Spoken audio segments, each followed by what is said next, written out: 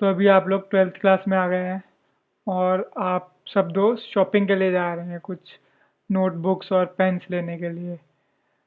तो मान लीजिए दोस्तों के नाम हैं अंकित, मानस, दामिनी, और आप नोटबुक लेने जा रहे हैं। हमारे यहाँ कॉपी बोलते हैं वैसे। और पेन्स लेने जा रहे हैं मान लीजिए। ठीक है। अभी अंकित को 5 नोटबुक्स लेनी है और 2 पेन्स लेने हैं। मानस को 6 नोटबुक लेनी है और 1 पेन लेने हैं। धामिनी को 4 नोटबुक लेनी है और उस पे पेन है ऑलरेडी, तो उसे एक भी पेन नहीं लेना, 0 पेन्स लेने हैं। तो मैंने ऐसे क्यों लिखा, मैं ऐसे भी लिख सकता था कि अंकित वांट 5 notebooks एंड 2 पेन्स, पर ये बहुत ही लंबा है। इस तरीके से हम छोटे में सारी जानकारी लिख सकते हैं।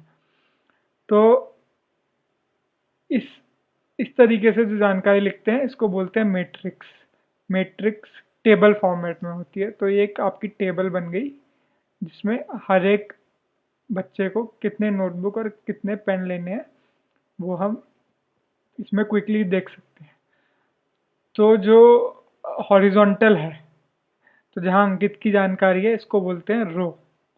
तो ये अंकित की रो है, फिर दूसरी रो मानस की है, तीसरी रो दामिनी की है, और जो वर्टिकल है इसको बोलते हैं कॉलम। तो कितनी नोटबुक्स कौन कौन ले रहा है ये जानकारी कॉलम में है। अच्छा, कॉलम को हिंदी में खंबा भी बोलते हैं। तो खंबा हमेशा वर्टिकल होता है, तो उससे आप याद कर सकते हो कि खंबा वर्टिकल होगा और रो हमेशा हॉरिजॉन्टल होगी इसमें, वरना लोग कंफ्यूज हो जाते हैं। और सिमिलरली वी हैव पेन्स का कॉलम कि किसको कितने कितने पेन्स लेने हैं। तो ये रो और कॉलम के कॉम्बिनेशन में जब हम कुछ भी जानकारी लिखते हैं तो उसको टेबल या मैट्रिक्स बोला जाता है। तो मैट्रिक्स क्या होता है आपको समझ में आ गया। अच्छा, अगली चीज़ है कि कितनी रोज हैं। यहाँ पे हमारी 3 रोज हैं। अंकित की 1 रो, मानस की 3 रोज और दामिनी की 3 रोज। और कॉलम कितने, 2 कॉलम। तो यहाँ मैं लिख सकता हूँ कि this matrix has 3 rows and 2 columns. ठीक है। इसको छोटे में लिखना हो तो बोलेंगे this matrix is of the order 3/2। तो 3 इंटू 2 लिखते हैं, तो स्टार का सिंबल लगाते हैं नॉर्मली। तो R into C basically, where R is your rows and C is your column. तो ये क्लियर है कि what is an order of a matrix, कि उसमें कितने रोज और कितने कॉलम है। रोज बहुत सारे भी हो सकते थे, 500 रोज है मान लो, है ना। तो 500 इंटू 2 हो जाएगा। अच्छा, आप जो बुक्स में देखोगे तो यहाँ ये हेडिंग नहीं लिखे होंगे, नोटबुक और पेन, इधर नाम भी नहीं लिखे होंगे, केवल ये नंबर्स लिखे होंगे। तो हम कंफ्यूज हो जाते हैं कि भाई ये नंबर का मतलब क्या है। पर ये नंबर का मतलब ये हेडर कॉलम से ही आ रहा है, इसलिए मैंने यहाँ हेडर कॉलम जानबूझ के लिखे हैं। तो हमने आसानी से समझने के लिए एक छोटी सी मैट्रिक्स ली है जिसमें केवल 3 रो और 2 कॉलम है। पर नॉर्मली बहुत सारी रोज और बहुत सारे कॉलम होते हैं। तो एक एग्जांपल देख लेते हैं।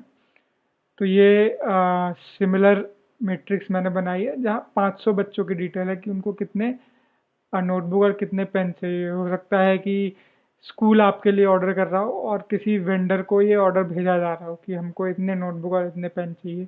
तो इस फॉर्मेट में आप उनको जानकारी भेज सकते हैं। और यहाँ मैंने रो नंबर ऐड किए हुए हैं सारे बच्चों के लिए।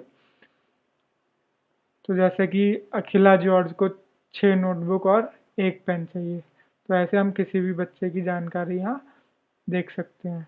सो टोटल 300, 400 और 500 रोज और 2 कॉलम है। तो इस मैट्रिक्स का ऑर्डर हो गया ऑर्डर ऑफ 500 इंटू 2।